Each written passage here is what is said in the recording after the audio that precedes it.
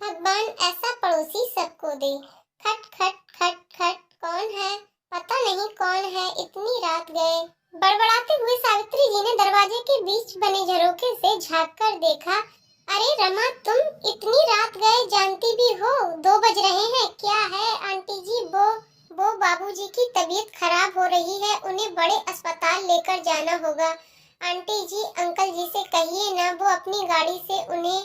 बात बीच में काटते हुए सावित्री देवी बोली, बेटा वो इनकी तबीयत खराब है, बड़ी मुश्किल से दवाई देकर सुलाया है, ऊपर से गाड़ी भी ठीक नहीं है। तो तुम चौक पर चली जाओ, वहाँ कोई ऑटो टैक्सी मिल जाएगी। क्या चौक पर?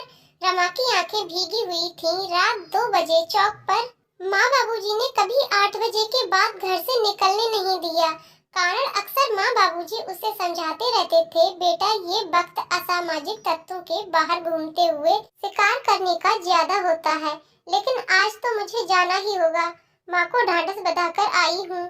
मुझे बेटी नहीं बेटा मानते हैं मेरे माँ बाबूजी, तो मैं कैसे पीछे हट सकती हूँ। लेकिन मन में अक्सर अकेली लड़कियों के साथ होती वारदातों की खबरें रमा के मन में आशंकाओं को और बढ़ा रही थी।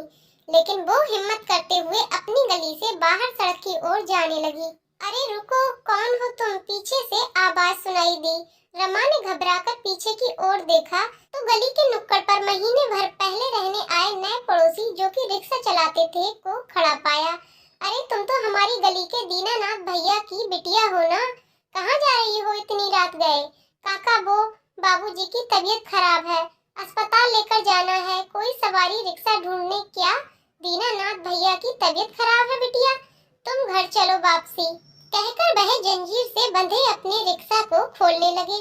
रमा तुरंत घर पहुंची। बाबूजी को सहारा देकर उठाने की कोशिश कर ही रही थी कि रिक्शे वाले काका अंदर आ गए। आओ दीनानाथ भैया, सहारा देते हुए दीनानाथ जी को पकड़ते हुए रिक्शे वाले ने कहा। अरे बिटिया, भाभी जी कुछ नहीं है, सब ठीक है, अभी डॉक्टर के पास पहुंच जाएंगे। पिछली सीट पर तीनों को बिठाकर रिक्शा पर तेजी से पैडल मारकर खींचने लगा। अस्पताल पहुंचकर रमा के साथ डॉक्टरों के आगे पीछे भागते हुए दीनानाथ जी को भर्ती कराया। देखिए, थोड़ा बीपी बढ़ा हुआ था। डॉक्टर ने उन्हें दवाओं सहित थोड़ा आराम करने के लिए कहा। बेड के पास बैठी रमा को शाम की वो तस्वीरें आंखों के आगे नजर आ रही थी, जब बगल वाली सावित्री आंटी अंकल जी के साथ खिलखिलाकर गाड़ी से उतरी थी। तब ना तो गाड़ी खराब थी और ना अंकल जी की तबीयत। बस देखिए, ये इंजेक्शन मंगवा लीजिए, डॉक्टर ने एक पर्ची रमा की ओर बढ़ाते हुए कहा। यहाँ लाइए डॉक्टर साहब, कहकर रिक्शे वाले ने पर्ची पकड़ ली। तुम मम्मी पापा के साथ रहो, हम अभी लेकर आए बिटिया। और वह बाहर की ओर तेजी से निकल गया। रमा एकटक उसकी ओर देखती रही। एक छोटा सा चद्दर वाले मकान में रहने वाला रिक्शा वाला। गली में सभी के घर 2-3 मंजिला थे। सभी के घरों में मार्बल पत्थरों की सजावट थी, तो किसी के यहाँ टाइल्स थी। बस यही एक घर अजीब सा लगता था, झोपड़ी नुमा सीमेंट की चद्दरों से ढका हुआ। कुछ ही देर में, लो डॉक्टर साहब, अचानक रिक्शे वाले की आवाज ने उसकी तंद्रा भंग की। डॉक्टर ने इंजेक्शन लगाया और आराम करने के लिए कहकर चला गया। सुबह 6 बजे तक डॉक्टर ने 4 बार बीपी चेक किया। तकरीबन सभी समय सुधार था, सो डॉक्टर ने दीनानाथ जी को घर जाने की अनुमति दे दी। वापसी भी रिक्शे पर लेकर रिक्शा वाला बड़ी सावधानी से घर तक छोड़कर जैसे ही चलने को हुआ, रमा ने बटुआ निकालकर 500 का नोट उसकी ओर बढ़ाया। लीजिए काका, ये क्या कर रही हो बिटिया? हम इन सब कामों के पैसे नहीं लेते, मतलब ये तो आपका काम है ना काका, लीजिए। बिटिया, हमारे परिवार ने जीवन यापन के लिए हम सुबह से शाम तक उस ऊपर वाले की दया से मेहनत करके कमा लेते हैं। ज्यादा का लालच नहीं, वो इंतजाम किए देता है हमारे पेट का। और वैसे भी हम एक गली में रहते हैं, ऐसे हम और आप पड़ोसी हुए, और वो पड़ोसी किस काम का जो ऐसी स्थिति में भी साथ न दे, कहकर रमा के सिर पर हाथ रखकर वो चलने लगा। रमा भीगी हुई आंखें पोंछते हुए ऊपर वाले की ओर देखकर बोली, आप जैसे भगवान रूपी पड़ोसी ईश्वर हर घर के पास रहे। दोस्तों, आपको कहानी कैसी लगी कमेंट करके जरूर बताइएगा। कहानी पसंद आई हो तो वीडियो को लाइक शेयर करें और चैनल को सब्सक्राइब करें। वीडियो को पूरा देखने के लिए बहुत बहुत धन्यवाद दोस्तों। पोती का प्रेम। मम्मा, एक समोसा दादी माँ को भी दे आऊं? तुझे कितनी बार बोला है कि ये उस बुढ़िया के लिए नहीं बनाए मैंने। चुपचाप खा ले वरना तुझे उस बुढ़िया के साथ कमरे में बंद कर दूंगी। मम्मी का इस तरह गुस्सा देखकर बेचारी रिंकू चुपचाप खाना खाने लगी। इस घर में दादी माँ के अलावा उसका कोई दोस्त नहीं था, इसीलिए वह हमेशा अपनी दादी के साथ खेला करती थी। पापा की इकलौती संतान होने के कारण दादी माँ के अलावा और कोई नहीं था जो उसके साथ खेल सके। पर कविता हमेशा उसे अपनी सास के पास जाने से रोकती थी, क्योंकि उसका मानना था कि वह एक अभागन है जिसने उसकी पहली संतान बेटे को निगल लिया। अजय आज दुकान से जल्दी ही आने वाले थे क्योंकि आज कविता का जन्मदिन था, इसलिए कविता ने पहले से ही सब तैयारियां कर रखी थी। बस अजय का इंतजार था। शाम को एक छोटी सी पार्टी भी रखी थी जिसमें कविता ने अपनी कई सहेलियों को आमंत्रित किया था। कविता खाना खाकर अपनी सास के लिए थोड़ी सी दाल भात 2 सूखी रोटी रिंकू के हाथों भिजवा दी। रिंकू खाना लेकर दादी माँ के कमरे में गई। दादी माँ मैं आपके लिए खाना लाई हूँ, लो खाओ, आओ मेरी रानी बेटी मेरी गोद में बैठो। नहीं दादी माँ, मम्मी ने मना किया है कि उस बुढ़िया की गोद में नहीं बैठना। अगर मम्मा ने देख लिया तो मम्मा मुझे खाना नहीं देंगी। और पता है दादी माँ, आज मम्मा ने समोसे बनाए हैं। पर बेटा तुम मेरे लिए तो समोसे लेकर आई नहीं, और ये रोटी कितनी रूखी है, खाई नहीं जा रही। दादी माँ, मम्मी ने मना कर दिया कि समोसे उनकी सहेलियों के लिए हैं, इसलिए नहीं दिए। तुमने समोसे खाए क्या? कैसे बने थे? बहुत स्वादिष्ट बने थे दादी माँ। रिंकू के मुंह से ये बात सुनकर बुढ़िया के मुंह में पानी आ गया। रिंकी बेटा, अब समोसे और कितने बचे हैं? बहुत बचे हैं दादी माँ, अभी तो दादी माँ मैं देखती हूँ। अगर मम्मी किचन में नहीं हुई तो मैं आपके लिए एक समोसा ले आऊंगी। रिंकू बाहर निकलकर देखती है कि मम्मी तो अभी टीवी देखने में बिजी है।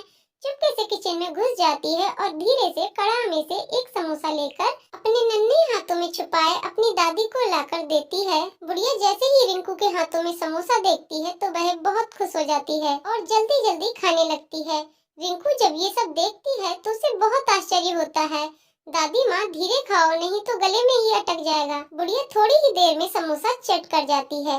वास्तव में समोसे तो बहुत स्वादिष्ट है बेटा, चुपके से एक और ले आओ, और खाने का मन कर रहा है अभी।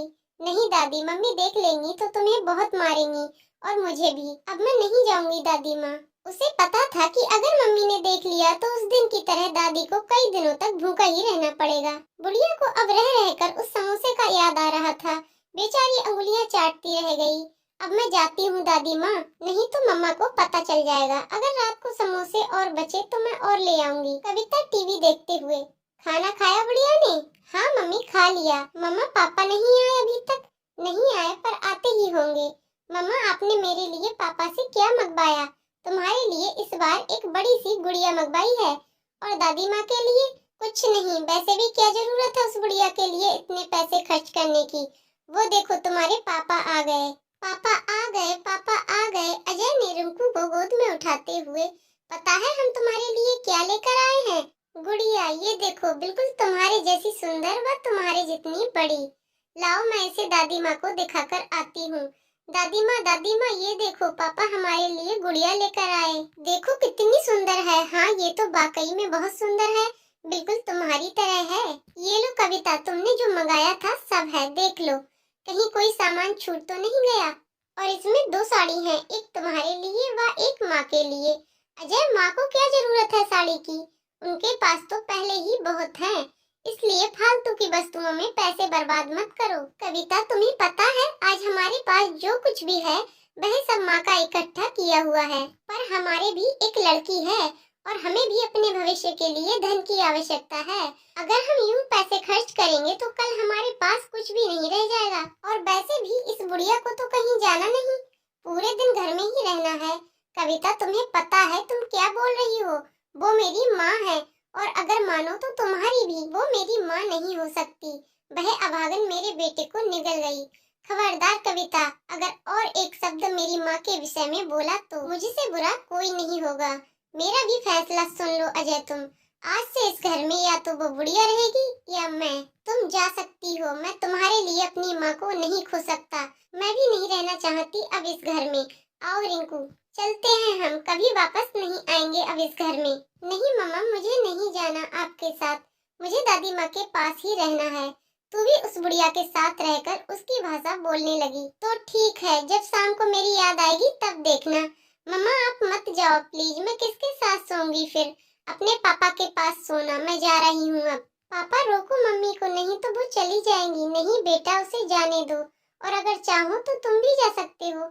नहीं, मैं दादी माँ को छोड़कर कहीं नहीं जाऊंगी। कविता गुस्से में घर से निकल जाती है और अपने मायके चली जाती है। कविता को गए आज 2 दिन हो गए। दादी माँ को जब ये पता चला तो उन्होंने 2 दिन से खाना पीना भी छोड़ दिया। कविता हमेशा उसे भला बुरा कहती, यहाँ तक कि खाना भी ढंग से नहीं देती। फिर भी उसकी सास उसकी इतनी ज्यादा फिक्र किया करती थी। उसे बहुत बुरा लगा और वह कविता के घर से जाने का सबसे बड़ा कारण अपने आप को मान रही थी। अजय भी कविता के जाने से बहुत दुखी था। उसे भी समझ नहीं आ रहा था कि वह क्या करे। उसने कई बार कविता का फोन ट्राई किया पर उसने नहीं उठाया। अजय बालकनी में आज अकेला बैठा सोच रहा था कि आखिर कविता ऐसा कैसे कर सकती है। उसने तो साथ जीने मरने का वादा किया था। कुछ सोचते हुए अजय अपने अतीत के आगोश में खो गया। उसे अपने कॉलेज वाले दिन याद आने लगे जब कविता उसे पहली बार मिली थी। कितनी अनजान व अजनबी थी वो। भोला मुख, हिरनी सी आंखें व वो उसका यूं शांत स्वभाव, हमेशा दूसरों के लिए जीने वाली। पहली ही बार में अजय उसमें इस तरह खोया कि उसने सबके सामने उसे प्रपोज कर दिया और कविता भी उसके इस साहस को देखकर उसे ना नहीं बोल सकी। कितनी अच्छी थी वो जिंदगी, न कोई गम था, न कोई समस्या और न ही किसी का कोई दबाव। बिल्कुल स्वतंत्र, किसी आजाद पंछी की तरह, जिसकी न कोई राह होती है और न ही मंजिल। उसे अच्छी तरह याद है जब एक बार कविता के पापा ने उसे अजय के साथ देख लिया, फिर भी उन्होंने उसकी पसंद को ज्यादा महत्व दिया और दोनों की शादी कर दी। पर आज वह क्यों इतना असहाय हो गया था कि किसी बहेलिए के प्राणों द्वारा बिंधे पक्षी की तरह जमीन पर अनाथ पड़ा हो। पापा पापा, मम्मा का फोन आया है, आपसे बात करने को बोला है। रिंकू की आवाज सुनकर वह अपने ख्वाबों से बाहर आया। रिंकी फोन लिए खड़ी थी। अजय ने फोन उठाया तो सामने कविता की आवाज आई। हेलो अजय, कैसे हो आप? मैं ठीक हूँ, आप ठीक हो? हाँ मैं भी ठीक हूँ। अजय मुझे रिंकी चाहिए, मैं उसके बिना नहीं रह सकती। प्लीज मुझे मेरी बेटी दे दो। लौट आओ कविता अपने घर, देखो कोई कब से इंतजार कर रहा है आपका। रिंकी भी तुम्हारी और हम सब भी। प्लीज लौट आओ। नहीं अजय, अब शायद ये संभव नहीं है। जब तक आपकी माँ उस घर में रहेगी तब तक मैं लौट कर नहीं आऊंगी। अब फैसला आपको करना है कि आप किसे चाहते हो, माँ या मैं। और मैं रिंकू को लेने आ रही हूँ। भेज दोगे ना मेरे साथ उसे? हाँ ले जाओ, अगर वह खुशी खुशी जाना चाहे। आपकी बेटी है वो, आपके पास ज्यादा खुश रहेगी। ये कहते कहते अजय का गला रुंध गया। शब्द पता नहीं कहाँ गुम हो गए। अब बहुत ज्यादा टूट चुका था वह। कभी भी कविता से दूर नहीं रहना चाहता था और माँ को भी अपने से अलग होते नहीं देखना चाहता था। उसकी जिंदगी में एक ऐसी शाम होने जा रही थी जिसके बाद सदियों के बाद भी कोई उजाला नजर नहीं आ रहा था। अब उसे फैसला करना था कि उसे अपना भविष्य चाहिए या गुजरा अतीत। एक तरफ उसका अतीत लिए मुंह पर झुर्रियों व बेटे से कुछ अधूरी उम्मीदें लिए उसकी बूढ़ी माँ व दूसरी ओर उसका अपाहिज भविष्य। वह उसकी प्यारी सी गुड़िया रिंकू को साथ लिए उसकी पत्नी। आखिर करता भी तो वह क्या? न अकेली माँ उसे चाहिए, न ही पत्नी। एक समय था जब उसकी जिंदगी में दूर दूर तक कोई गम का नाम भी नहीं था। पर पता नहीं किसकी नजर लगी उसकी हंसती खेलती जिंदगी को कि नरक से भी बदतर हो गई। अचानक वह उठा और माँ के कमरे की ओर बढ़ा। इससे पहले कि वह माँ से कुछ बोल पाता, माँ बोल पड़ी। क्या हुआ बेटा, किसका फोन था? कविता का फोन था क्या? क्या वो वापस आ रही है? हाँ माँ, वापस आ रही है, पर रहने के लिए नहीं, हमेशा के लिए हमसे दूर होने व रिंकू को ले जाने के लिए। अजय ने कविता के साथ हुई सारी बातें माँ को बता दी। बेचारी बुढ़िया, जिसने कभी सोचा भी नहीं था कि बात यहाँ तक बढ़ जाएगी कि उसे वृद्धाश्रम जाने की नौबत आ जाएगी। अजय की बात सुनकर बेचारी कुछ देर खामोश हो गई। अंत में फैसला किया कि वह वृद्धाश्रम चली जाएगी, पर कभी भी अजय व कविता को अलग नहीं होने देगी। माँ के मुंह से ऐसी बात सुनकर अजय हक्का बक्का रह गया। ये क्या कह रही हो माँ? तुम अपना स्वयं का घर छोड़कर वृद्धाश्रम में जाओगी और एक अनाथ की जिंदगी जियोगी? मैं ये कभी नहीं होने दूंगा। क्या आप कविता के लिए अपना घर छोड़कर जाओगे? अच्छा होता अगर मैंने आपके खिलाफ जाकर कविता से शादी न की होती, तो शायद आज ये नौबत ही न आती। नहीं बेटा, ऐसी बात नहीं। कविता तुम्हारी धर्म पत्नी है, आपको उसके बारे में ऐसा नहीं बोलना चाहिए। और रही बात मेरी, तो मेरे पास तो अब बहुत कम समय बचा है, जो वृद्धाश्रम में ही गुजार लूंगी। पर अभी आपकी पूरी जिंदगी शेष है। मेरे जाने के बाद कविता ही एकमात्र सहारा होगी आपका। और वैसे भी मैं कौन सा दुनिया छोड़कर जा रही हूँ। जब कभी भी याद आए मेरी, तो मिलने चले आना। वहाँ पर हर सुविधा भी होगी, नर्स डॉक्टर, आपको भी कोई परेशानी नहीं होगी। और ना ही कविता को। माँ के बहुत ज्यादा समझाने पर अजय मान गया और माँ को वृद्धाश्रम छोड़ने के लिए तैयार हो गया। दूसरे दिन माँ का सारा सामान पैक कर अजय माँ को न चाहते हुए भी उनकी जिद के कारण वृद्धाश्रम छोड़ आया। कविता को जब ये पता चला तो वह बहुत खुश हुई कि अब उसे उस घर में कोई समस्या नहीं होगी और वह अपने ससुराल वापस लौट आई। पर अब अजय में वो पहले वाली बात नहीं रह गई थी। अजय अब पहले जैसा बिल्कुल नहीं था। वह बहुत ज्यादा उदास रहने लगा और बहुत ज्यादा समय वह मौन ही रहा करता। कविता जिस खुशी की तलाश में यहाँ आई थी, वह उसे अब यहाँ बिल्कुल नजर नहीं आ रही थी। अजय हमेशा सुबह माँ से मिलने आया करता था। वह जब भी उस वृद्धाश्रम से गुजरता था, माँ से मिलकर ही जाता। वृद्धाश्रम में आने के बाद अजय की माँ अचानक बीमार रहने लगी। डॉक्टर नर्स सब बहुत परेशान हो गए, लेकिन अजय की माँ के कहने पर किसी ने भी अजय से इस बारे में बात नहीं की, क्योंकि अजय की माँ चाहती थी कि वह हमेशा खुश रहे। जब कई दिनों बाद भी तबीयत में सुधार नहीं हुआ, तो डॉक्टरों ने उन्हें एक बड़े हॉस्पिटल में चेकअप के लिए भेजा। जब रिपोर्ट आई तो पता चला कि उन्हें कैंसर है और ये बीमारी लगभग 2 वर्ष पहले से है। जब भी माँ से मिलने जाता तो कविता को बहुत बुरा लगता। वह हमेशा वहाँ जाने से रोका करती। वह कभी कभी रिंकू को भी साथ ले जाया करता, जिससे कविता और भी ज्यादा बिगड़ जाती। अब अजय भी काम के दबाव के कारण कई दिनों बाद ही वहाँ जाया करता, पर उसे ये पता नहीं था कि उन्हें कैंसर है। अब उनकी तबीयत और बिगड़ने लगी। एक बार अजय कहीं जा रहा था, इसलिए उसने सोचा कि माँ से मिलकर चलते हैं। पर जैसे ही वह अंदर गया तो उसे माँ कहीं भी दिखाई नहीं दी। जब आसपास पूछा तो पता चला कि उनकी तबीयत बहुत खराब है और वह अस्पताल में भर्ती हैं। जब वह हॉस्पिटल पहुंचा तो पाया कि माँ की तबीयत बहुत ज्यादा खराब थी। दवा के नशे में वह अजय को भी नहीं पहचान रही थी। डॉक्टर ने बताया कि अब उनकी जिंदगी के बहुत कम दिन बचे हैं। डॉक्टर ने अजय को उसकी माँ की बीमारी के बारे में भी बता दिया। अचानक डॉक्टर के मुंह से ऐसी बात सुनकर जैसे उसे बहुत गहरा धक्का लगा। उसने कभी सोचा भी नहीं था कि जिंदगी में कभी ऐसा भी दिन आएगा जो उसे माँ से हमेशा के लिए अलग होना पड़ेगा। डॉक्टर, अजय पता है ये बहुत भयानक बीमारी है। अब तक इसका इलाज कुछ गिने चुने देशों में ही होता है, जहां इलाज कराने के लिए बहुत ज्यादा पैसे की आवश्यकता पड़ती है। पर अगर ये खुश रहे तो शायद कुछ ज्यादा समय निकाल सके, वरना अगर यूं ही चिंता करती रही तो हम कुछ नहीं कर पाएंगे। डॉक्टर, इन्हें खुश रखने के लिए मुझे क्या करना चाहिए? अजय, आप इसे अपने पास घर ले जाओ और घर को छोड़कर ही इनकी तबीयत ज्यादा डाउन हो गई। अगर आपके साथ रहेंगी तो आप इनकी दवा दारू भी अच्छे से कर सकते हैं और अच्छे से देखभाल करने से इनकी जिंदगी कुछ आसान हो जाएगी और आप इन्हें कल शाम तक घर ले जा सकते हैं। डॉक्टर से सलाह लेकर अजय घर की ओर चला। अब उसे एक ही इंसान दिखाई दे रहा था, वो थी कविता। उसे मनाना शायद उसके बस की बात नहीं थी। उसे अच्छी तरह पता था कि वह इसके लिए कभी नहीं मानेगी, पर अगर माँ को घर नहीं लाया गया तो बहुत बड़ी अनहोनी हो जाएगी। जब अजय घर पहुंचा तो रिंकी भागकर उसकी गोद में चढ़ गई। पापा, आज आप दादी के पास गए क्या? कैसी है वो? मेरी याद आती है उसे? हाँ बेटा, आपको बहुत याद कर रही थी और कल हम उसे फिर से घर ले आएंगे। सच्ची क्या पापा? हाँ सच्ची। अजय जब कविता के पास गया तो वह खाना बना रही थी। कैसी हो कविता? मैं ठीक हूँ अजय, आप ठीक हो ना? नहीं कविता, मैं ठीक नहीं हूँ। पता है, आज मैं अम्मा से मिलकर आया, उनकी तबीयत बहुत खराब है, उन्हें कैंसर है। डॉक्टर ने बताया है कि उनके पास 1-2 दिन का समय बचा है। डॉक्टर ने बताया कि अगर हम उन्हें घर ले आए तो उनके बाकी बचे दिन आसान हो जाएंगे।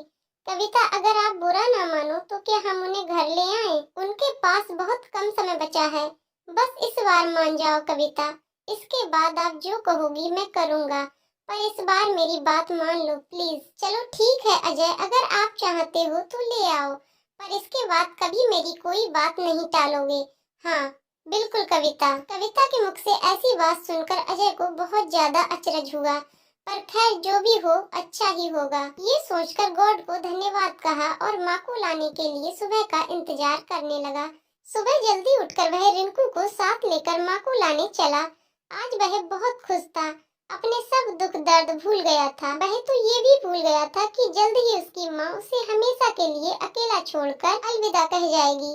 रिंकू को साथ लिए वह उस हॉस्पिटल पहुंचा, पर जैसे ही वह माँ के कमरे की तरफ बढ़ा, उसके होश उड़ गए। आंखों के आगे अंधेरा सा छा गया और आंखों में आंसुओं का समंदर उमड़ आया। उसकी माँ अब तक उनसे बहुत दूर जा चुकी थी, हमेशा के लिए उन्हें छोड़कर, प्यारी रिंकू को छोड़कर। आज कविता की भी समस्या हल हो चुकी थी, अब वह कभी भी अपना घर छोड़कर नहीं जाएगी। डॉक्टर ने बताया कि रात को उनकी तबीयत बहुत ज्यादा खराब हो गई और जोरदार खांसी के साथ रक्तस्राव होने लगा और देखते ही देखते उनकी सांसें उखड़ गईं। तो दोस्तों आपको कहानी कैसी लगी कमेंट करके जरूर बताइएगा। कहानी पसंद आई तो वीडियो को लाइक शेयर करें और चैनल को सब्सक्राइब करें। वीडियो को पूरा देखने के लिए बहुत बहुत धन्यवाद दोस्तों। पिता के एक फैसले ने बेटों के होश उड़ा दिए। जगदीश प्रसाद जी चुपचाप बैठे हुए बड़ी बहू गीता की बातों को सुनते जा रहे थे। लग रहा था कि किसी भी समय वो अपना धीरज खो बैठेंगे, पर किसी तरह उन्होंने अपने आप को काबू में रखा हुआ था। गीता थी कि अनबरत बोलती जा रही थी। बात बस इतनी सी थी कि पिछले 3-4 दिन से जगदीश प्रसाद जी के दांतों में कष्ट हो रहा था, दर्द से बेहाल थे। डॉक्टर को दिखाया तो उसने दांत को निकलवाने की सलाह दी, पर दर्द के कारण ये संभव न था। अतः डॉक्टर ने दर्द कम करने की दवा दी थी। वह कहा था कि दर्द खत्म हो जाए तभी दांत निकाला जाएगा। दांत दर्द की वजह से वे कुछ खा पी नहीं पा रहे थे, इसीलिए बहू को खिचड़ी बनाने के लिए कहा था, पर उसने 2 सूखी चपाती और सूखी सब्जी बेटे के हाथ भिजवा दी थी। जगदीश प्रसाद जी ने थाली को हाथ भी नहीं लगाया और अब बहू गीता जोर जोर से चिल्ला चिल्ला कर बोल रही थी कि जब खाना नहीं होता तो पहले से ही बता दिया करो, कितना भी करो इनके नखरे नहीं खत्म होते। वो ये बात समझने के लिए तैयार ही नहीं थी कि दांत दर्द की वजह से ससुर जी चपाती चबाने में असमर्थ हैं और गुस्से में थाली उठाकर बाहर चली गई। जगदीश प्रसाद जी ने एक गहरी सांस ली और अपनी छड़ी उठाकर अपने लंगोटिया दोस्त कैलाश नाथ जी के घर की ओर चल दिए। आज उनका दिल बहुत उदास था। अपनी दिवंगत पत्नी की याद उन्हें आने लगी और सड़क के किनारे बने एक बेंच पर वे बैठ गए। अतीत ने तीव्रता के साथ उनकी यादों में प्रवेश किया। जगदीश प्रसाद जी सरकारी कार्यालय में सेवारत थे। उनके 3 बेटे थे, अनिल, सुनील और राजेश। तीनों ही पढ़ने में अच्छे थे। उनकी पत्नी कांता एक कम पढ़ी लिखी लेकिन मेहनती व स्वाभिमानी स्त्री थी, जो कुशलता के साथ उनके घर का संचालन करती थी। मितव्ययिता क्या होती है ये जगदीश प्रसाद जी ने पत्नी से ही सीखा था, इसीलिए महीने के अंत में अपनी पूरी पगार वो पत्नी के हाथ में सौंप देते थे और खुद निश्चिंत हो जाते थे। घर के मामलों में वे कभी भी नहीं बोलते थे, पर पत्नी को जब भी उनकी सलाह की जरूरत होती तो वे हरदम उसके साथ होते थे। समय के साथ उनकी उन्नति होती गई और बच्चे भी अच्छी शिक्षा प्राप्त कर चुके थे। अपने जीवन काल में उनकी पत्नी ने एक जो सबसे अच्छा काम किया था वो था मकान बनवाना। शहर की एक अच्छी सी कॉलोनी में उसने अपने सपनों का संसार बसाया था। जगदीश प्रसाद जी ने ऑफिस से लोन लेकर कुछ दोस्तों से मदद लेकर पत्नी के इस सपने को पूरा किया। पहले मकान 1 मंजिला था, पर जब बच्चे बड़े हो गए तो जगदीश प्रसाद जी ने हिम्मत करके मकान की 2 मंजिलें और भी बनवा दी। उनके तीनों बेटों की शादी हो गई थी और तीनों बेटों के 2-2 बच्चे भी हो गए थे और अब जगदीश प्रसाद जी अपने छोटे बेटे के साथ निचली मंजिल पर रहते थे। अनिल व सुनील दूसरी और तीसरी मंजिल पर रहते थे। रसोइयां सबकी अलग अलग थी। बस त्योहार वाले दिन सब एक जगह इकट्ठा होकर त्योहार मनाते थे। मुंह से तो कोई कुछ नहीं कहता था, पर राजेश की पत्नी को बहुत तकलीफ होती थी कि सारा काम मुझे ही करना पड़ता है। दोनों भाभियां बस हाथ हिलाने के लिए आ जाती थीं। उधर दोनों का कहना था कि भाई रसोई तो तुम्हारी है तो जिम्मेदारी भी तुम्हारी है, पर ये बातें कभी भी झगड़े का रूप धारण नहीं कर पाती थीं, क्योंकि कांता जी खुद भी एक मेहनती महिला थी जो उम्र के इस दौर में भी चुस्त दुरुस्त थी। सारा दिन कुछ न कुछ करते रहना उनकी आदत थी। इसी कारण काम को लेकर बहुएं ही उन पर निर्भर थीं। जगदीश प्रसाद जी जब भी अपनी पत्नी के साथ बैठते थे तो कहते थे कि अब हमें किसी प्रकार की चिंता नहीं है, पेंशन तो आएगी ही, बस आराम से गुजारा हो जाएगा। जवानी में जो सपने मैं तुम्हारे पूरे नहीं कर पाया वो मैं अब करूंगा। और पत्नी हल्के से मुस्कुरा मुस्कुरा कर अपनी सहमति प्रकट कर देती थी। पर जगदीश प्रसाद जी का ये सपना कभी पूरा नहीं हो पाया और एक दिन उनकी पत्नी उन्हें अचानक छोड़कर हमेशा के लिए चली गई। जगदीश प्रसाद जी की तो जैसे दुनिया ही उजड़ गई, पर होनी को कौन टाल सकता था। जिस पत्नी ने इतने यत्न से मकान की नींव बनाई थी उसमें अब दरारें पड़नी शुरू हो गई थी। हालात इतने बदल गए थे कि त्योहार के समय एक दूसरे को बधाई देने में भी सबको कष्ट होने लगा था। सब अपनी अपनी गृहस्थी में मस्त हो गए थे। एक अकेले जगदीश प्रसाद जी ही रह गए थे जो सब कुछ समझ रहे थे, पर उम्र के इस दौर में अपने आप को असहाय सा महसूस करने लगे थे। 2 दिन पहले ही वो जब अचानक घर में घुसे तो उन्हें बेटों व बहुओं की आवाज सुनाई दी।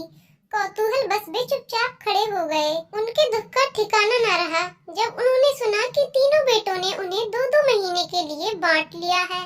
छोटी बहू को शिकायत थी कि जब मकान में सबका बराबर का हिस्सा है तो पिताजी की सेवा में भी सबका बराबर का हिस्सा होना चाहिए।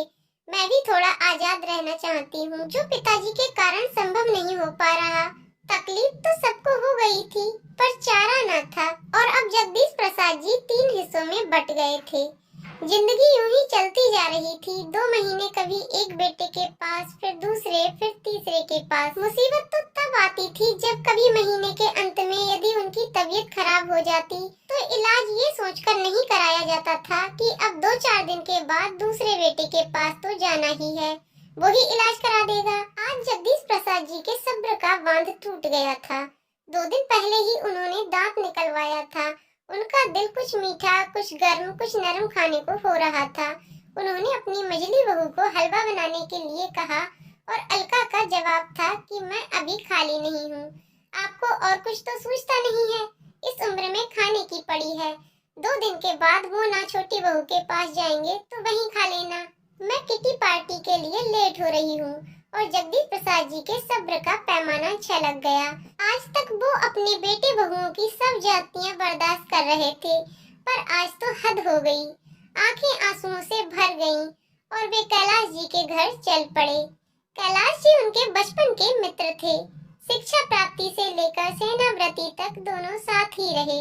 कैलाश नाथ जी थोड़े व्यवहारिक बुद्धि वाले व्यक्ति थे। वे दिल से नहीं दिमाग से सोचते थे। उन्होंने अपने दोस्त को कई बार समझाया था कि थोड़ा रौब रखा करो। किस बात की तुम्हें कमी है? मकान अभी तुम्हारे नाम है। बेटे बहू जब भी सिर पर बैठने की कोशिश करें तो धमकी दे दिया करो कि किसी को भी हिस्सा नहीं दूंगा। पर जगदीश प्रसाद जी को ये बात नामंजूर थी। उनका कहना था कि जब मकान बनवाया ही बच्चों के लिए है तो ऐसा सोचना किस लिए। लेकिन आज उन्हें लग रहा था कि अब कुछ करने का समय आ ही गया है। कैलाश नाथ जी से सलाह मशवरा करके जगदीश प्रसाद जी घर आकर पत्नी की तस्वीर के सामने आकर खड़े हो गए, जैसे मन ही मन उनसे विचार विमर्श कर रहे हों। एक दृढ़ निश्चय उनके चेहरे पर आया और वो भूखे पेट ही सो गए। किसी ने भी खाने के लिए नहीं पूछा। उन्हें पता था कि उनके तीनों बेटे पत्नियों के साथ गर्मी की छुट्टियों में बाहर जा रहे हैं। किसी को भी ये ख्याल नहीं था कि पिताजी क्या खाएंगे, कैसे रहेंगे। जगदीश प्रसाद जी ने भी कुछ नहीं कहा। उन्हें अपनी योजना को अंतिम रूप देने का अवसर मिल रहा था। वो चुपचाप शांत भाव से बैठकर सबकी तैयारियां देख रहे थे। वैसे भी उनका मानना था कि जब बेटे ही माँ बाप को नहीं पूछते तो बहुओं से क्या उम्मीद रखना। बहुएं तो चाहती ही हैं कि किसी की सेवा ना करनी पड़े। वे तो पति और बच्चों में ही अपना परिवार देखती हैं। सास ससुर उन्हें बोझ लगने लगते हैं। वे अपने अधिकारों के प्रति तो सचेत रहती हैं, पर अपने कर्तव्यों की तरफ से आंख मूंद लेती हैं। सब के जाने के बाद जगदीश प्रसाद जी अपने मित्र के साथ प्रॉपर्टी डीलर के पास गए और प्रॉपर्टी डीलर कैलाशनाथ जी के पुत्र का खास दोस्त था।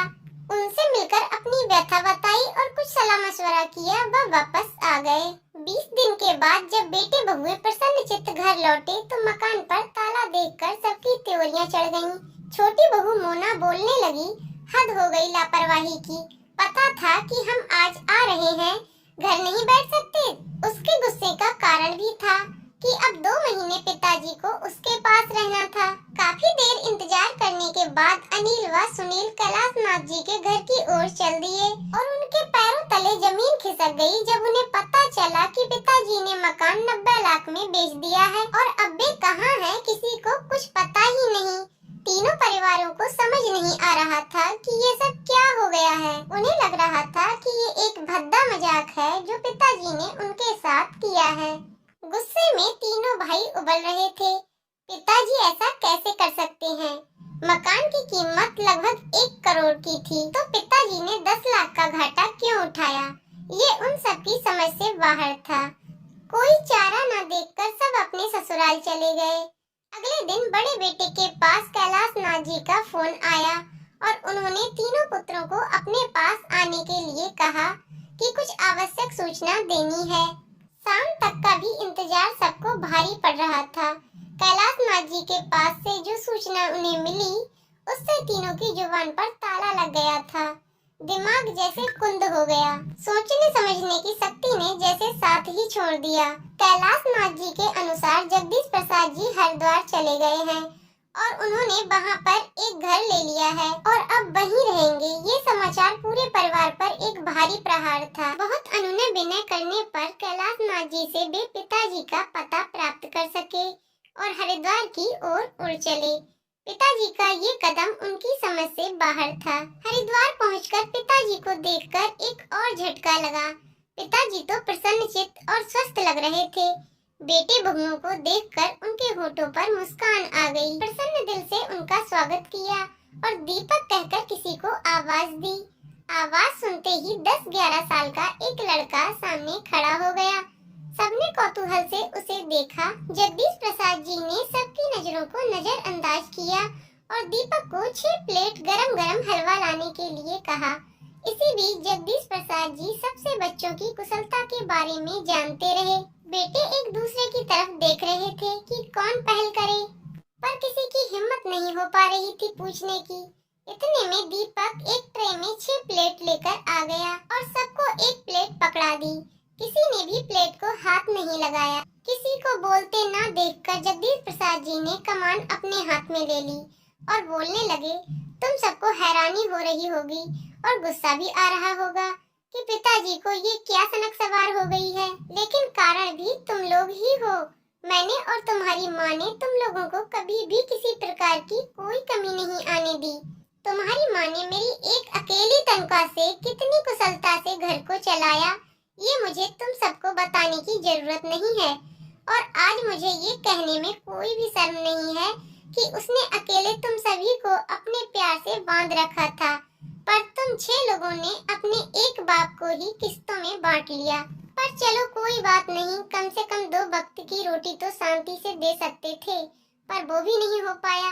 पार्लर और किटी पार्टी में जाने के लिए सभी के पास वक्त था, पर मेरी 2 रोटियां सबको भारी पड़ रही थीं। तुम सभी को अच्छी तरह से मालूम था कि जिसके पास भी मैं रहता था अपनी पेंशन वहीं खर्च करता था, लेकिन मेरी दवाई के लिए किसी के पास पैसे नहीं होते थे। तुम सबको अपने अधिकार पता थे, पर इस बूढ़े के प्रति तुम्हारे कर्तव्य भी हैं, ये तुम में से किसी को भी याद नहीं रहा। और फिर जब मेरे बेटे ही ऐसे हैं तो बहुओं से क्या उम्मीद रखूं? कहते कहते जगदीश प्रसाद जी का गला रुंध गया। तीनों बेटे बहुएं नजरें झुकाकर बैठे रहे। जगदीश प्रसाद जी ने दोबारा बोलना शुरू किया, ये मेरा फैसला है, तुम्हें पसंद नहीं आएगा, ये मैं जानता हूँ, पर इसके जिम्मेदार भी तुम लोग हो। तुम्हें पता चल गया होगा कि मैंने मकान बेच दिया है, 10 लाख के घाटे में बेचा है, पर मुझे इसका कोई मलाल नहीं है। 5-5 लाख मैंने अपने पोते पोतियों के नाम से फिक्स डिपॉजिट करा दिए हैं, जो उनके बड़े होने पर उन्हें ही मिलेंगे। मैंने ये घर खरीद लिया है, 2 कमरे, किचन, बाथरूम, टॉयलेट, सभी सुविधाएं हैं। उनमें जो कमी थी वो मैंने जुटा ली है। मैंने इसके लिए अनाथ आश्रम को 15 लाख दे दिए हैं। मेरे मरने के बाद ये घर आश्रम की संपत्ति हो जाएगा। अभी अभी जिस लड़के को तुमने देखा है वो एक अनाथ लड़का है जो अब मेरे साथ रहता है। मैंने एक स्कूल में उसका नाम लिखवा दिया है, पढ़ता भी है और मेरी सेवा भी करता है। 2 लाख मैंने इसके नाम से भी जमा करा दिए हैं। बाकी जो बचा कितना बचा उसका हिसाब तुम लगा लो। मैंने बैंक में जमा करा दिए हैं। बैंक से जो इंटरेस्ट आएगा उसमें मेरा खर्च आराम से चल जाएगा। मैं अपना खर्चा आराम से चला लूंगा। अब तुम लोगों को मेरी तरफ से पूरी आजादी है, जैसे चाहो वैसे रहो। ये सब कहकर जगदीश प्रसाद जी चुप हो गए और आराम कुर्सी पर बैठकर अपनी आंखें बंद कर लीं। तीनों बेटे बहुओं को समझ नहीं आ रही थी कि पिताजी की इन बातों पर अपनी क्या प्रतिक्रिया प्रकट करें और सामने पड़ी हलवे की प्लेट को देखकर अलका सोच रही थी कि एक प्लेट हलवे की कितनी बड़ी कीमत सबको चुकानी पड़ गई है। इस कहानी की लेखिका है सिम्पी नारंग जी। तो दोस्तों, आपको कहानी कैसी लगी कमेंट करके जरूर बताइएगा। कहानी पसंद आई हो तो वीडियो को लाइक शेयर करें और चैनल को सब्सक्राइब करें। वीडियो को अंत तक देखने के लिए बहुत बहुत धन्यवाद दोस्तों। बांझ रुला देने वाली कहानी। 14 साल की उम्र में जब खेलने कूदने की उम्र होती है तब रिश्ता हो गया। उस समय में सभी लड़कियां 12-13 वर्ष में ब्याह दी जाती थीं। शादी का मतलब भी पता नहीं होता था। बस ये सोचकर खुश होते थे कि नए नए कपड़े मिलेंगे। माँ थी नहीं तो पिताजी ने बस जो थोड़ा सा घर का काम काज सिखाया वही आता था। शादी का दिन आया और बस सारी रस्मों के बाद विदाई का वक्त भी आ गया। रोते रोते डोली में बैठकर ससुराल पहुंच गई। इतनी आलीशान हवेली देखकर मन ही मन बहुत खुश हुई। तभी सासू माँ की आवाज आई, अरे जल्दी से कलश लाओ, बहू आ गई है। और मैंने घूंघट की आड़ से अपनी सास को देखा। आंखों से एकदम सख्त मिजाज लग रही थी मुझे। सच मानो थोड़ा डर गई थी उन्हें देखकर। सारी रस्में खत्म होते होते रात हो गई थी। बिस्तर पर लेटते ही नींद आ गई। सुबह सुबह नौकरानी ने आकर जगाया था कि चलो रसोई बनाने की रस्म है। तैयार होकर रसोई में गई और खीर बनाई। सबने तारीफ भी की पर सासू माँ ने कमी निकाल दी। साथ ही साथ हिदायत भी दे दी कि ये बचपन छोड़कर कुछ काम काज सीख लो। 15 दिन बाद मेरे पति को भी हॉस्टल जाना था क्योंकि वह तब बीए कर रहे थे। खैर अमर भी हॉस्टल चले गए और मैं अकेली रह गई। अपने सास और ससुर के साथ पढ़ती। बीच बीच में अमर चिट्ठी लिखते थे पर पहले सासू माँ थी, बाद में मेरे पास आती थी। उम्र कम होने की वजह से इतना फर्क नहीं पड़ता था। मेरे अकेलेपन का साथी था आम का पेड़। हाँ, वही आम का पेड़ जो हवेली के पीछे आंगन में लगा था। उस आम के पेड़ के नीचे एक कच्ची मिट्टी का कमरा भी बना हुआ था, पर वो पेड़ फल नहीं देता था, इसलिए सारे हवेली वाले उस पेड़ को बांझ कहते थे। पर मुझे न जाने क्यों उस पेड़ से बहुत प्यार था। जब काम से निवृत्त होकर कुछ फुर्सत के पल मिलते थे तो एक वही पेड़ मेरा साथी होता था। उसको देखते हुए मैं अपनी सारी थकान भूल जाती थी। 2 साल बीत गए और मैं 16 की हो गई। अमर की भी स्नातक की पढ़ाई पूरी हो गई थी। आज अमर वापस आ रहे थे। सासू माँ सुबह से ही तैयारी में लगी हुई थी। खुद ही रसोई में जाकर सारा जायजा ले रही थी। मैं भी बहुत खुश थी कि अब मुझे अकेले नहीं रहना पड़ेगा। 16 श्रृंगार के साथ में पूर्ण स्त्री की तरह महसूस कर रही थी। आज मांग का सिंदूर कुछ अलग ही लालिमा लिए हुए था। शायद वह लालिमा मेरे चेहरे पर भी दिख रही थी। तभी तो मेरी सास ने मुझसे कहा कि जा अपनी नजर उतरवा ले। अमर आ गए हैं। हवेली की हलचल से पता चल गया था मुझे। खाने पीने से निवृत्त होकर सब आराम करने चले गए। अमर भी कमरे में आ गए थे और मैं बस शर्म से लाल हुई जा रही थी। तभी अमर ने मुझे तोहफा दिया, एक सुंदर लाल साड़ी। पर मेरे लिए तो अमर का वापस आना ही सबसे बड़ा तोहफा था। हमने ढेर सारी बातें की जिनमें कुछ शिकायतें थी, कुछ प्यार था। समय बीतता गया और 2 साल कैसे बीत गए पता ही नहीं चला। अमर और मैं एक दूसरे के साथ बहुत खुश थे। एक दिन अचानक पता चला कि मेरे पिताजी बहुत बीमार हैं। अमर मुझे लेकर तुरंत रवाना हो गए। पिताजी मुझे देखकर बहुत खुश हुए, जैसे मेरे लिए ही अपनी सांसों को रोका हुआ था। और फिर मुझे अमर के हवाले करके वो इस दुनिया से चले गए। भीगी आंखों से अपने पिताजी को विदा किया। अब मेरा सब कुछ अमर और उसका परिवार ही था। समय गुजरता गया और अमर ने अपनी लॉ की पढ़ाई भी पूरी कर ली और अब वो सरकारी वकील कहलाने लगे थे। पर भगवान ने मुझे अभी संतान का सुख नहीं दिया था। अभी तो सासू माँ दबी जुबान में बोलती थी, पर धीरे धीरे उन्होंने अपना रुख कड़ा कर लिया। अमर बहुत व्यस्त रहते थे अपने काम में, सो भी मेरे पीछे सारा दिन पड़ी रहती। धीरे धीरे सारे गांव में ये बात फैल गई कि हवेली की बहू बांझ है। तीर की तरह चुभता था ये शब्द, पर कुछ कह नहीं पाती थी, सिर्फ आंसुओं से दिल हल्का करती थी। अमर मुझे दिलासा देते थे, पर लोगों का व्यवहार अंदर ही अंदर मुझे खोखला कर रहा था। अभी मेरी उम्र ही क्या थी, सिर्फ 19 साल, और लोगों ने मुझे बांझ बना दिया। बचपन से ही शरीर से दुबली पतली थी मैं, फिर माँ के मरने के बाद ठीक से पालन पोषण भी नहीं हो पाया था। एक दिन अमर जब दोपहर के खाने पर घर आए तो सासू माँ ने फरमान सुना दिया कि हम अमर की दूसरी शादी करेंगे। उफ, इतना बड़ा धोखा अमर कैसे दे सकते हैं मुझे? नहीं, ऐसा नहीं हो सकता है। बत्ती बुझा दो, मुझे सोना है। अमर, कुछ बात करनी है आपसे, मैं थक गया हूँ। धानी, मुझे सोने दो। अमर, क्या आप दूसरी शादी करेंगे? धानी, मैंने कहा ना, सोने दो मुझे, थक गया हूँ। मैं तुम सब लोगों की चिक चिक सुनते सुनते, उधर माँ है और इधर तुम, परेशान हो गया हूँ। मैं मन करता है कि आत्महत्या कर लूं। नहीं अमर, ऐसा मत कहिए। धानी ने अमर के मुंह पर हाथ रखते हुए कहा। आपके अलावा अब कौन है मेरा?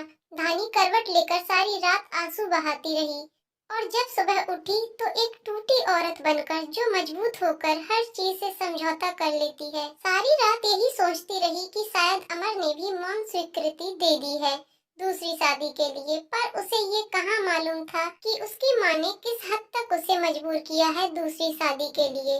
1 महीने के अंदर ही अमर की दूसरी शादी गेंदा से हो गई। गेंदा अमर की माँ की दूर की रिश्तेदार की बेटी है। धानी, अपना सामान सब पीछे वाले कमरे में रख ले। आज से गेंदा इस कमरे में रहेगी अमर के साथ। सासू माँ ने हाथ नचाते हुए कहा। कैसे छोड़ दूं ये कमरा? नहीं, ये मेरा कमरा है, जिसे जहाँ जाना है जाए।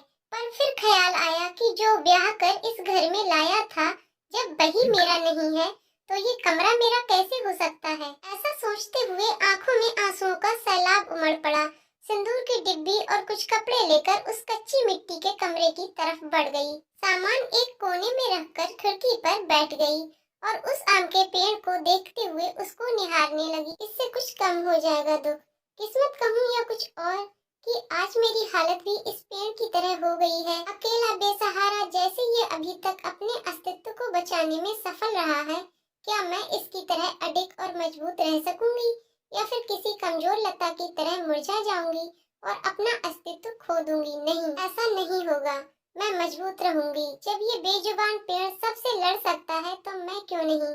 अपनी विचार श्रृंखला से बाहर आते ही मैंने अपने आप को संभाला और हर स्थिति से लड़ने के लिए तैयार किया।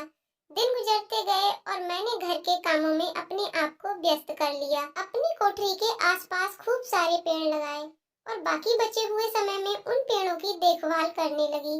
साथ ही उस आम के पेड़ की खास देखभाल करती थी। गेंदा एक सुलझी हुई लड़की है। वो जब भी मुझसे बात करने आती, मेरी सासू माँ उसे बहाने से बुला लेती। अमर पहले से भी ज्यादा व्यस्त रहने लगे थे। मुझसे बात तो करते थे, पर एक पछतावा हमेशा उनकी आंखों में दिखता था। शायद मेरी हालत देखकर बुरा लगता था उन्हें, पर माँ के खिलाफ जाने की हिम्मत नहीं जुटा पाते थे। गेंदा के दिन खुशी से गुजर रहे थे और मेरे दिन बस गुजर रहे थे, और देखते ही देखते वो दिन भी आ गया जब गेंदा ने खुशखबरी सुना दी कि वो माँ बनने वाली है। पूरी हवेली में त्योहार जैसा माहौल हो गया। सारे नौकरों में तोहफे बांटे जाने लगे। मैं भी बहुत खुश थी कि चलो अच्छा है, अब घर में एक नया मेहमान भी आ जाएगा। शायद मेरी जिंदगी का सूनापन कुछ कम हो जाएगा। गेंदा बहुत कमजोर थी और उम्र भी 16 साल। उसे बहुत तकलीफ होती थी। अब सासू माँ का आदेश था कि उसकी अच्छे से सेवा की जाए, जिससे कि उसकी कमजोरी दूर हो सके। सारी देखभाल के बाद भी गेंदा का वजन कुछ खास नहीं बढ़ रहा था। एक दिन चिंतित होते हुए मैंने अमर से कहा कि गेंदा को शहर के किसी अच्छे डॉक्टर को दिखा लाओ, पर सासू माँ ने ये कहकर मना कर दिया कि हमारे भी बच्चे घर पर हुए हैं। अमर की वही पुरानी आदत थी, अपनी माँ के खिलाफ वो जा ही नहीं सकते थे। एक दिन गेंदा की तबीयत कुछ खराब होने लगी। उसकी सांस बहुत फूल रही थी। घबराकर मैंने गांव के वैद्य जी को बुलावा भेजा। वैद्य जी ने आकर कुछ दवाइयाँ दी और खून की कमी भी बताई। और जब मैंने अमर को ये सब बताया तो सासू माँ ने मुझे गेंदा से दूर रहने का आदेश दे दिया, ये कहकर कि एक बांझ की छाया भी नहीं पड़नी चाहिए गेंदा पर। खैर, मुझे गेंदा से दूर कर दिया गया और मैं फिर से अपनी कोठरी में अकेली सारा दिन बंद रहने लगी। या ये कहूँ कि अंदर ही अंदर मैं खुद भी डर गई थी कि कहीं सचमुच मेरी वजह से गेंदा को कुछ न हो जाए। कुछ दिन बाद रात में नौकरों का शोर शराबा सुनकर मैं आंगन की तरफ भागी। देखा तो गेंदा के प्रसव का समय आ गया था। गांव की बूढ़ी औरतें दाइयों को बुलाया गया। पूरी हवेली में हलचल का माहौल था। मैंने अमर की तरफ देखा, बहुत डरे हुए लग रहे थे। मैं उनके पास गई और उन्हें थोड़ा धैर्य रखने को कहा। थोड़ी देर में बच्चे की किलकारी गूंजने लगी। हम सभी की खुशी का ठिकाना नहीं रहा था। पर तभी काकी ने बाहर आकर बताया कि गेंदा की कमजोरी और खून की कमी के कारण वो गेंदा को बचा नहीं पाए। बेटी को जन्म देते ही गेंदा का देहांत हो गया। हाय, पोते का मुंह देख नहीं पाई मैं, अब कैसे मेरा वंश चलेगा। सासू माँ का विलाप सारी हवेली में गूंज रहा था। उस छोटी दूध मुंही बच्ची को देखकर मेरा कलेजा मुंह को आता था। ऐसा लगता जैसे वो मैं हूँ। मैंने उसे कलेजे से लगा के रखा। जिनकी माँ नहीं होती वो बच्चे कुछ ज्यादा ही समझदार होते हैं शायद। जरा भी परेशान नहीं करती थी वो मुझे, बस दूध पीते ही सो जाती थी। सासू माँ का वही राग चलता रहता कि लड़कियों से वंश नहीं चलता है, पर अब शायद किसी को फर्क नहीं पड़ता था। अमर अब पहले से खुश रहने लगे थे। ऑफिस से आते ही मेरे कमरे में आते और गुड़िया को खिलाते। मुझे भी अमर को खुश देखकर बहुत अच्छा लगता था। साल बीत चुका था गेंदा को गए हुए और गुड़िया को आए हुए। आज गेंदा की बरसी है हवेली में। छोटी सी पूजा रखवाई है। मैंने पंडित जी के आते ही सासू माँ से प्रश्न किया कि क्या मैं जीते जी पोते का मुंह दिखा पाऊंगी, और पंडित जी ने उसके लिए कुछ ग्रह शांति के उपाय बताए। सासू माँ चल दी पंडित जी को हवेली दिखाने और सारी हवेली को शुद्धि कराने। मेरी कोठरी के पास भी गईं और पंडित जी को वो बांझ पेड़ भी दिखाया। पेड़ देखते ही पंडित जी का मुंह बन गया और उन्होंने कहना शुरू कर दिया कि इसी मनहूस पेड़ की वजह से हमारे घर में बेटा नहीं है। जितनी जल्दी हो सके इसे कटवा दो। अब मेरे बर्दाश्त की हद हो चुकी थी। मैंने अमर की तरफ देखा, पर मुझे नहीं लगा कि वो मना करेंगे, और सासू माँ ने तुरंत नौकरों को बुला लिया कि आज इस पेड़ को काट ही डालो। मुझे कुछ समझ नहीं आ रहा था कि क्या करूं, कैसे अपने सुख दुख के साथी को बचाऊं।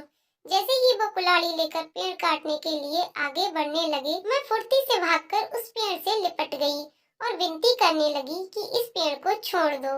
पर वो लोग नहीं मान रहे थे। मैं रोती जा रही थी, पर किसी को तरस नहीं आ रहा था। तभी किसी ने मुझे खींचकर धक्का दिया और मेरा सर पत्थर से टकरा गया। सिर से खून की धार निकल रही थी। ये देखकर अमर से रहा नहीं गया और उन्होंने सबको वहां से हटा दिया और तुरंत मुझे अस्पताल ले गए। मलहम पट्टी के बाद मुझे कुछ होश आया। डॉक्टर साहिबा सामने खड़ी थी और अमर को कुछ समझा रही थी। सासू माँ भी वहीं थी और उनके चेहरे से पता चल रहा था कि उन्हें अपने किए पर अफसोस है। डॉक्टर, क्या अब हम इसे घर ले जा सकते हैं? अमर ने पूछा। हाँ, अब आप इन्हें ले जा सकते हैं, पर ख्याल रखिएगा कि अब ऐसा दोबारा ना हो, क्योंकि ऐसी हालत में ऐसे गिरना ठीक नहीं होता। ऐसी हालत? डॉक्टर, क्या हुआ है इसे? अमर ने घबराते हुए डॉक्टर से पूछा। अरे, आप लोगों को नहीं पता, अब ये माँ बनने वाली है, तो इनका अच्छे से ख्याल रखिएगा। ये सुनकर किसी को भी यकीन नहीं हुआ। सब बस एक दूसरे को देखे जा रहे थे और मैं तो बिल्कुल यकीन नहीं कर पा रही थी।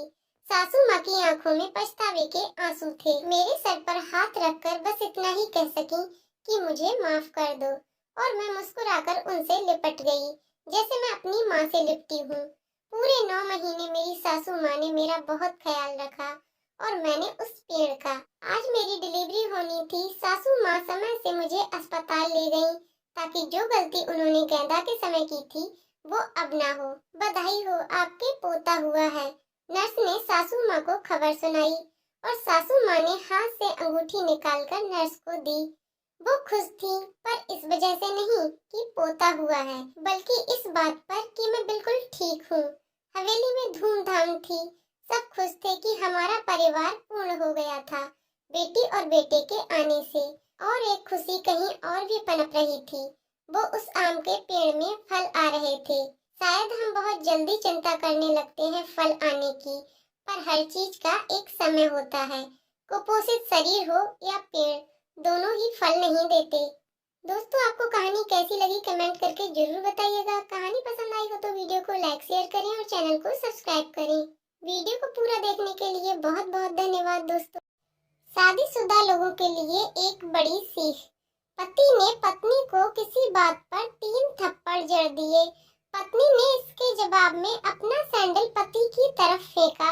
सैंडल का एक सिरा पति के सिर को छूता हुआ निकल गया। मामला रफा दफा भी हो जाता, लेकिन पति ने इसे अपनी तौहीन समझी।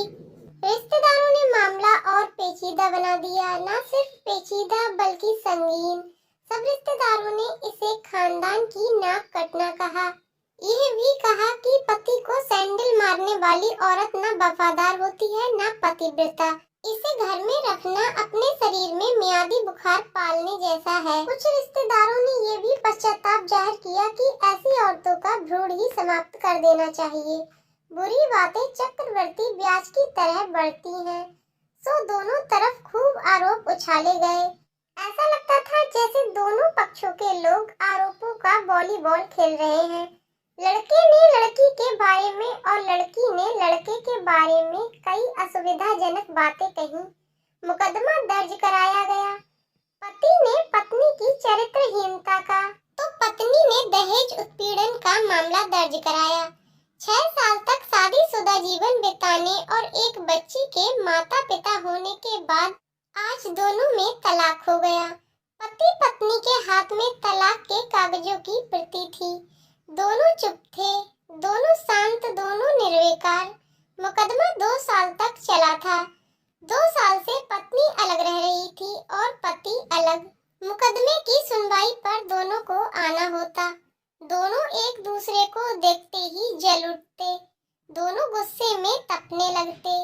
दोनों में बदले की भावना का आवेश होता। दोनों के साथ रिश्तेदार होते, जिनकी हमदर्दियों में जरा जरा विस्फोटक पदार्थ भी छुपा होता। लेकिन कुछ महीने पहले जब पति पत्नी कोर्ट में दाखिल होते तो एक दूसरे को देखकर मुंह फेर लेते, जैसे जानबूझकर एक दूसरे की उपेक्षा कर रहे हों। वकील और रिश्तेदार दोनों के साथ होते। दोनों को अच्छा खासा सबक सिखाया जाता कि उन्हें क्या कहना है। दोनों वही कहते। कई बार दोनों के वक्तव्य बदलने लगते। वो फिर समझ जाते। अंत में वही हुआ जो सब चाहते थे, यानी तलाक। पहले रिश्तेदारों की फौज साथ होती थी, आज थोड़े से रिश्तेदार थे। दोनों तरफ के रिश्तेदार खुश थे। वकील खुश थे, माता पिता भी खुश थे। तलाकशुदा पत्नी चुप थी और पति खामोश था। ये महज इत्तेफाक ही था कि दोनों पक्षों के रिश्तेदार एक ही टी स्टॉल पर बैठे कोल्ड ड्रिंक्स लिया। ये भी महज इत्तेफाक ही था कि तलाकशुदा पति पत्नी एक ही मेज के आमने सामने जा बैठे। लकड़ी की बेंच और वो दोनों। कांग्रेचुलेशन, आप जो चाहते थे वही हुआ, स्त्री ने कहा। तुम्हें भी बधाई, तुमने भी तो तलाक देकर जीत हासिल की, पुरुष बोला। तलाक क्या जीत का प्रतीक होता है? स्त्री ने पूछा। तुम बताओ। पुरुष के पूछने पर स्त्री ने जवाब नहीं दिया। वो चुपचाप बैठी रही। फिर बोली, तुमने मुझे चरित्रहीन कहा था। अच्छा हुआ अब तुम्हारा चरित्रहीन स्त्री से पीछा छूटा। वो मेरी गलती थी, मुझे ऐसा नहीं करना चाहिए, पुरुष बोला। मैंने बहुत मानसिक तनाव झेला है।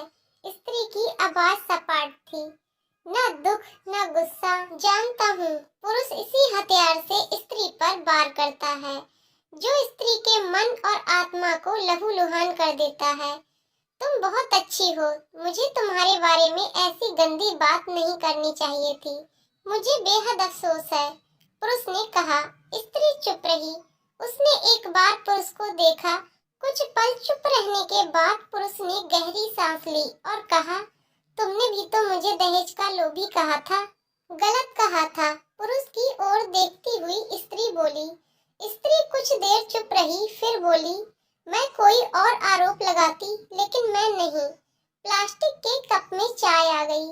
स्त्री ने चाय उठाई, चाय जरा सी छलकी, गर्म चाय स्त्री के हाथ पर गिरी। स्त्री की आवाज निकली। पुरुष के गले में उसी क्षण ओह की आवाज निकली। स्त्री ने पुरुष को देखा। पुरुष स्त्री को देखे जा रहा था। तुम्हारा कमर दर्द कैसा है? पति पूछ पड़ा। ऐसा ही है, कभी बोब्रान तो कभी कॉम्बी फ्लेम। स्त्री ने बात खत्म करनी चाहिए।